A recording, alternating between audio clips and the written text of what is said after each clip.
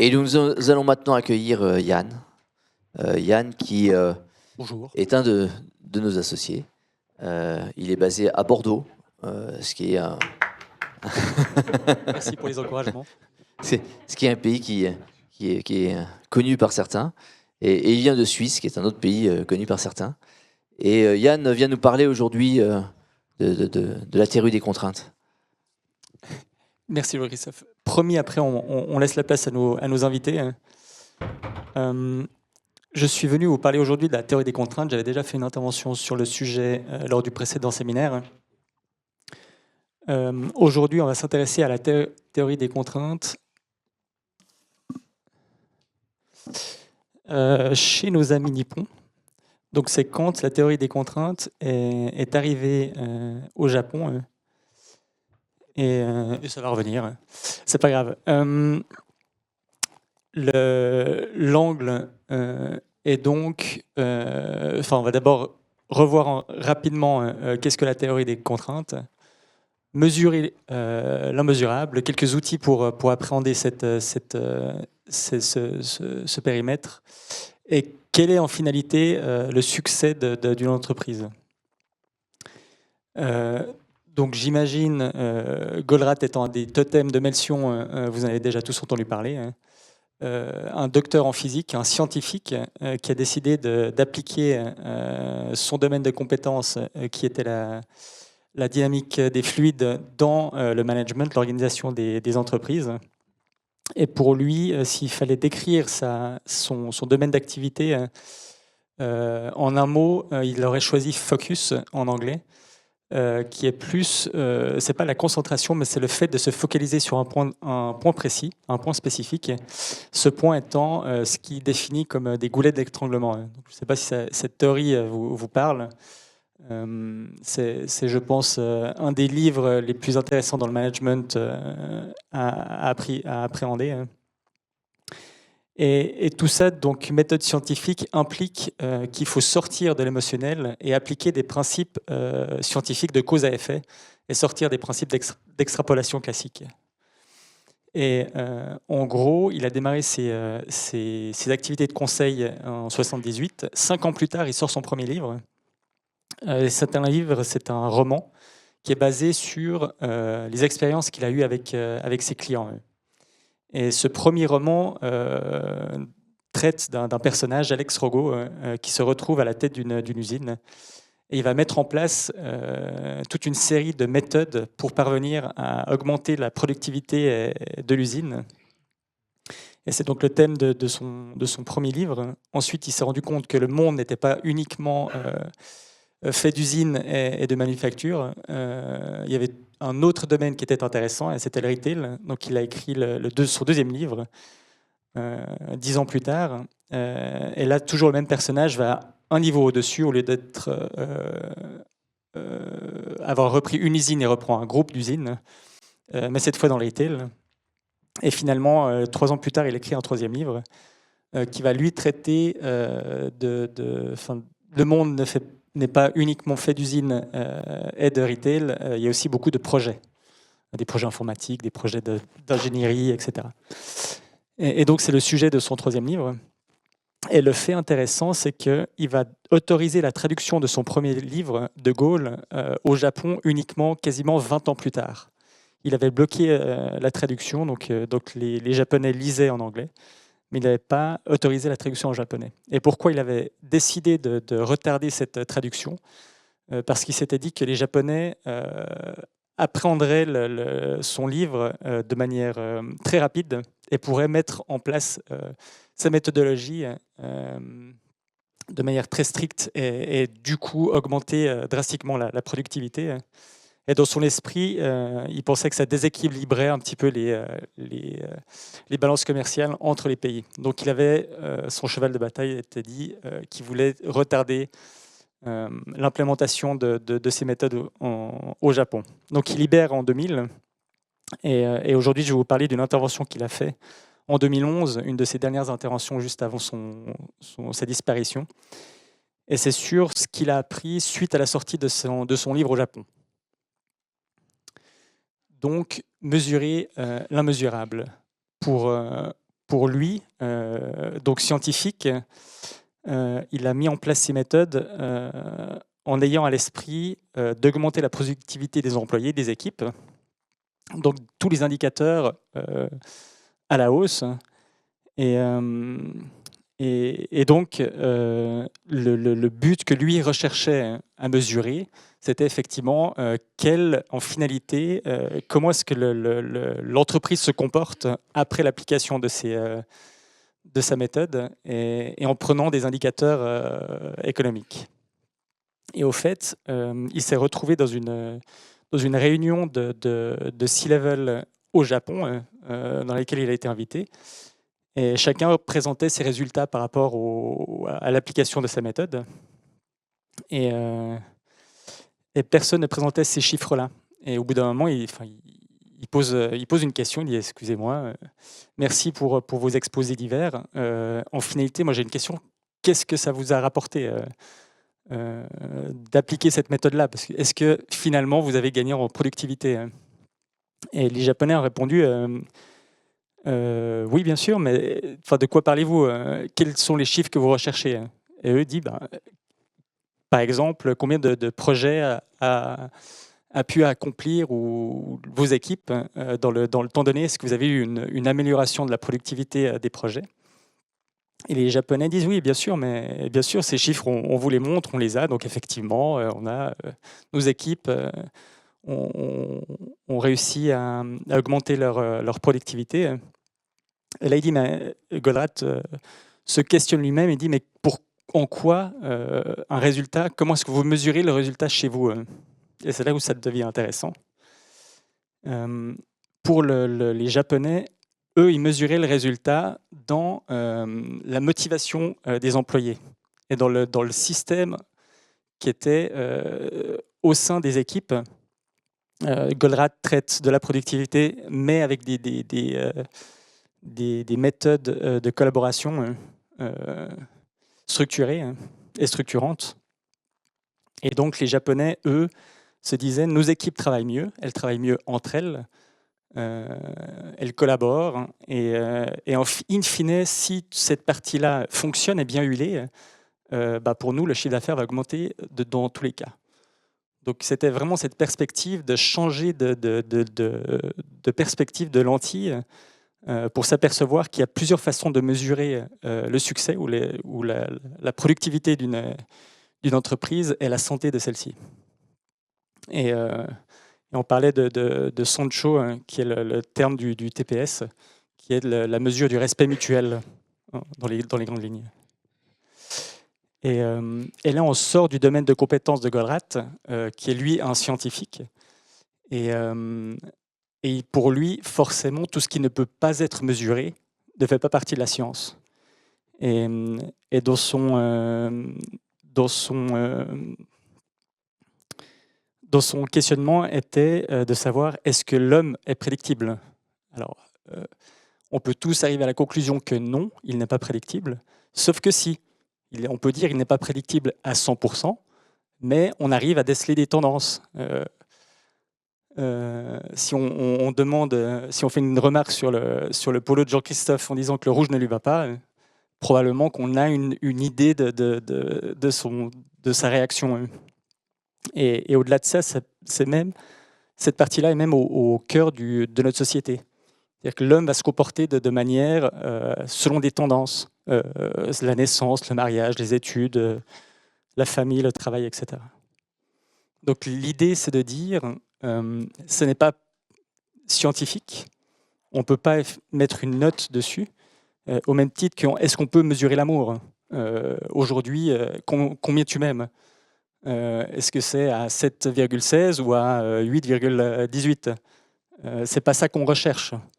Par contre, on va réussir à jauger des tendances. Aujourd'hui, est-ce que tu m'aimes un peu plus qu'hier ou un peu moins qu'hier?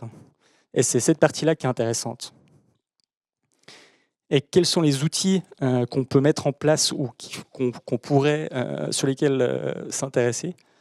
Ce serait probablement une partie retournée dans les données brutes. Donc on pourrait mesurer l'engagement des employés. Donc, par exemple, avec les taux de rotation ou l'absentéisme. Et puis, visiblement, comme l'a déjà dit Jean-Christophe ce matin, aller sur le terrain et observer les interactions entre les employés, dans les équipes, etc. etc. Et ce qui est important, c'est d'avoir un cadre structuré et fixer les règles et laisser les employés gérer cette partie-là à l'intérieur des règles évoquées. Et finalement, le succès de l'entreprise, pour l'entrepreneur, comment est-ce qu'on mesure le succès de l'entreprise? Il faut garder à l'esprit que l'entrepreneur, il crée son aventure dans le but d'être fier de son accomplissement. Et en général, il ne le fait jamais seul, il a des employés avec lui, et il va être aussi fier de ses collaborateurs et de leur accomplissement. D'accord ? Il n'y a pas forcément un but économique derrière, hein. C'est vraiment ce besoin de réalisation et d'accomplir les choses. Et finalement, l'entrepreneur crée son entreprise sur le long terme. Il n'a pas une vision à 4 mois, une année, où il ne fait pas une mission sur un court terme. Il fait ça sur le long terme et sur sa longévité. Donc, en conclusion, le succès d'une entreprise, c'est les relations humaines, qui sont, dans le cas précis, et souvent conseillées, aidées par des outils structurants, tels que la théorie des contraintes. Et à l'inverse, les éléments qui épuisent le management sont les conflits à l'intérieur d'une entreprise, qui soient structurels au niveau des processus ou personnels, comme le disait tout à l'heure Tristan sur les conflits d'intérêts, et les tensions suite à un manque de communication, vision claire de l'entreprise, comme l'a évoqué Jean-Christophe. Et comment est-ce qu'on élimine ça? Ce sera le sujet d'une chronique, la prochaine chronique sur la chaîne Melchion. Je vous rappelle que tous les vendredis, on se retrouve sur la chaîne pour parler de sujets du moment. Et donc, pour ceux qui veulent la suite de cette histoire, il faudra nous rejoindre sur YouTube prochainement.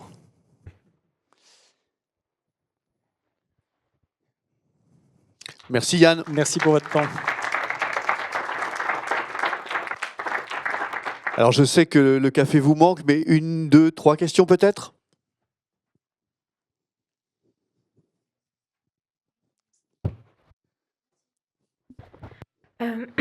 Merci, c'était intéressant. Je travaille de préférence avec des entreprises à impact et j'ai vu que plutôt des startups à impact. Et j'ai vu qu'il y a 2 tendances qui se dégagent. Il y en a celles qui mettent le social au sein de leur business model et il y en a d'autres qui, pour moi, restent un peu du greenwashing, mais qui vont mettre en avant l'impact social de l'entreprise, mais qui, pour se développer économiquement rapidement, procèdent à des licenciements. Donc pour moi, c'est un peu 2 écoles. Par rapport à ça, est-ce que vous avez vu un retour sur investissement par rapport aux startups qui misent sur les personnes qu'elles embauchent et qui les font évoluer, et celles qui misent plus sur une image de marque, mais qui recrutent tous les ans de nouvelles personnes, qui licencient et qui recrutent de nouvelles personnes pour faire tourner la machine, voilà. Merci pour la question. Je crois qu'il y a 2 sujets. Il y a le premier, c'est le secteur à impact. Je ne crois pas qu'on ait besoin d'être dans le secteur impact pour faire de l'impact social au sein de la société. Donc, première remarque. Et ensuite de ça, au niveau de est-ce qu'il faut licencier de manière générale, est-ce qu'il faut avoir un taux de turnover important sur les employés? La réponse est clairement non. Pourquoi? Parce qu'un employé coûte cher à former. Un employé arrive avec ses connaissances, mais qui ne sont pas peut-être strictement applicables dans le cadre du projet qu'on lui a confié. Donc il y a dans tous les cas une partie de formation qui doit être faite à l'employé pour la transposition de ses connaissances dans la société. Donc, et j'en reviens à ce que je disais tout à l'heure sur les indicateurs notamment de rotation du personnel. C'est en général un des premiers signes d'un problème. Ça peut être un problème de processus, ça peut être un problème de recrutement, ça peut être un problème d'encadrement. Mais il y a un problème qu'il faut régler rapidement. parce que clairement, ça coûte plus cher d'engager tous les 6 mois une nouvelle personne que de former et de garder les employés. D'accord. Ok. Merci.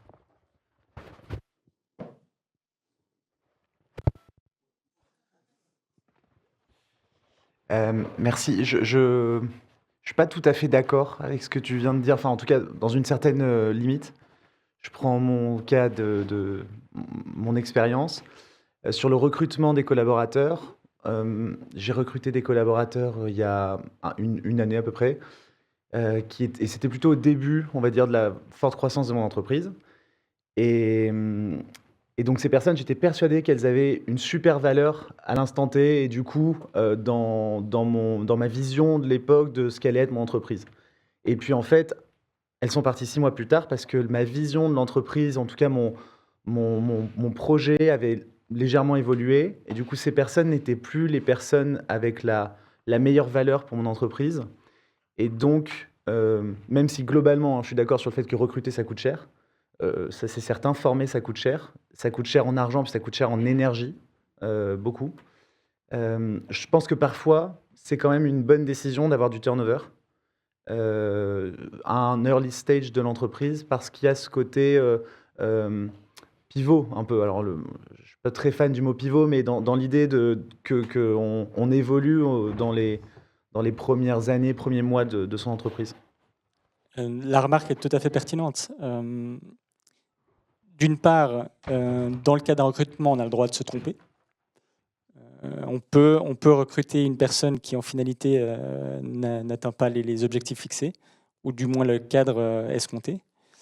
Et dans le cadre d'une personne qui n'est plus, où ses objectifs ne sont plus alignés avec les objectifs de la société, sachant que dans tous les cas, ils sont divergents, bien sûr que dans la majorité des cas, la meilleure chose est de se séparer de ces éléments.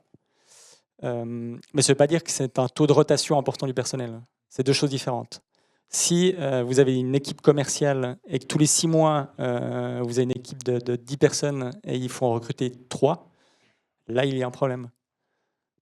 C'est soit l'encadrement, soit les objectifs, soit la vision de la société.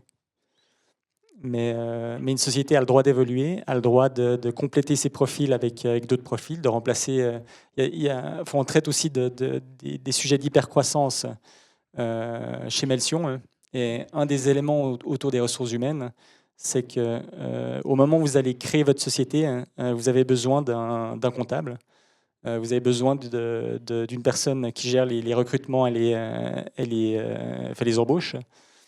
Et si on prend ces deux exemples-là, au fil des années, le comptable que vous avez engagé pour faire la TVA et éventuellement un peu de contrôle de gestion, son poste va évoluer, il va partir sur un directeur financier et il va être confronté avec les banquiers.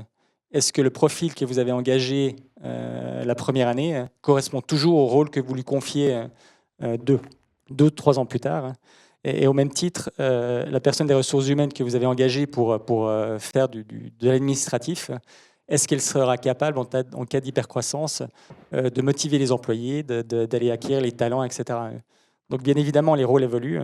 Et de nouveau, c'est deux choses différentes. Si sur une équipe donnée, vous avez des taux de rotation importants, c'est là que ce sont des signes avancés ou précurseurs plutôt de conflits. Et par contre, si les objectifs ou les compétences par rapport à un poste donné évoluent, bien sûr qu'il faut faire évoluer les personnes. Soit vous les formez, soit effectivement vous engagez un profil qui est plus adéquat. Merci Yann, et puis merci, je suis sûr qu'il y a encore quelques questions. Mais la bonne nouvelle, c'est que vous allez pouvoir continuer à lui poser les questions autour d'un café ou d'un thé ou d'un petit jus de quelque chose. Et donc, on va prendre 45 minutes maintenant. Ça vous permet aussi de rencontrer des entrepreneurs présents, d'échanger avec eux, de prendre le temps de répondre à vos nombreux messages très urgents qui attendent votre attention. Donc, je vous propose de nous retrouver dans la même salle que tout à l'heure.